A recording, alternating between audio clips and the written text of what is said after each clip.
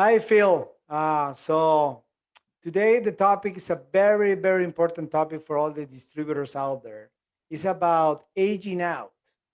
So, do you have some numbers that you can share with the audience about it? And why would you ask me, Nelson? Oh man, because happens to be that I respect everyone, but especially the people that are a little bit ahead of the game. Well, this has been an issue that our industry has faced for years and years now. Mhm. And I think it's coming to a head because there are lots of statistics published out there that the baby boomers are turning 65 at a rate of over 10,000 a day now, A day, a a day. day. So in And a month, so, we're talking about 300,000 people. well, it's a lot of folks, and Yeah, obviously, I don't think it's proportional in every industry. In other yeah, words, in the tech setting, I think they tend to skew a little younger. yeah. But I think in distribution, it's very common, very, very common. I have a lot of peers in the industry, and we're much closer to the end of the line than the beginning. Yeah, so I have a discussion before with a couple of owners about aging out, their employees, and it goes different ways. They feel really comfortable about like, yeah, I have a really experienced team that can take us for the next 5 to 10 years. And I said to them, well, yes, but at the same time, what are you doing in order to make sure that you position your company for the future, right? So, I mean, do you think if they are not feeling the pain now of getting a lot of people retired in this year, next year, do you think they will feel that later on?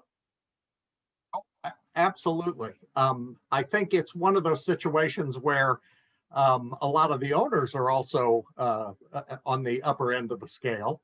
Mm-hmm. And I've met a couple along the way who might have said something like, "As long as they're here till I'm gone, it's not important." But I think most businesses are designed to be multi-generational, whether it's in the family or it's sold or it's sent someplace else, Yeah, because most owners have feel a tremendous obligation to all the people that they employ today. yeah. So they want to be successful long term, and I think uh, there's a lot of comfort in being surrounded by people that you've spent your career with. Yeah, But as the C-level executives, you have to think about strategically what is going to happen in 5 years, in 10 years. And exactly. so if they're not feeling the pain today, is the answer that they're going to bring in somebody 6 weeks before somebody retires and hope that they can teach them everything? Yeah. Or is it 6 months, or is it 6 years? And that answer is going to be different for every owner. But the point is, you can wait too long because there are other factors beyond retirement that sometimes interrupt people's career, and Yeah. you don't always have notification.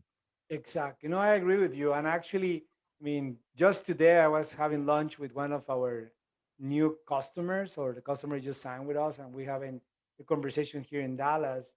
And I was amazed.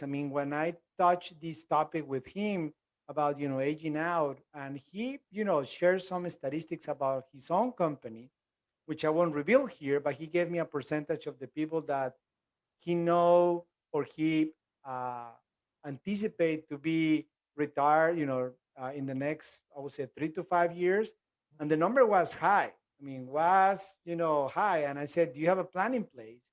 So this goes back to what you said. This is something that the owner, C level, the GMs definitely should be talking about and should be spending time about it, because I feel, and again, in my experience in the private equity time, I talked with a couple of owners, and they were just kicking the can. They were like, yeah, it's going to be about okay, just a couple of years down the road. And I didn't see any of the important people get any younger, and the time goes by really fast. So it will be one thing that you can tell to the business owners, GMs, C level people that are watching this video. What would be what would be that thing that you will say they need to think about this? Why this is so important?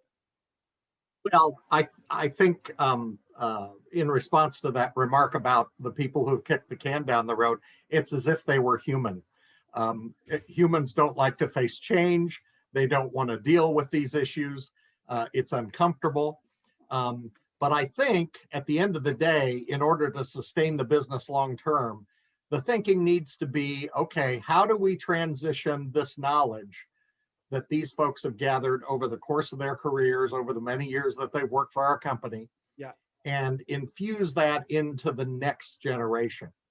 And so, that could be pairing people up to work together to learn how each other approaches situations, yeah, and gives people the opportunity to really think about uh, what do we value in customers? yeah, How do we price things? How do we sustain this relationship beyond this order?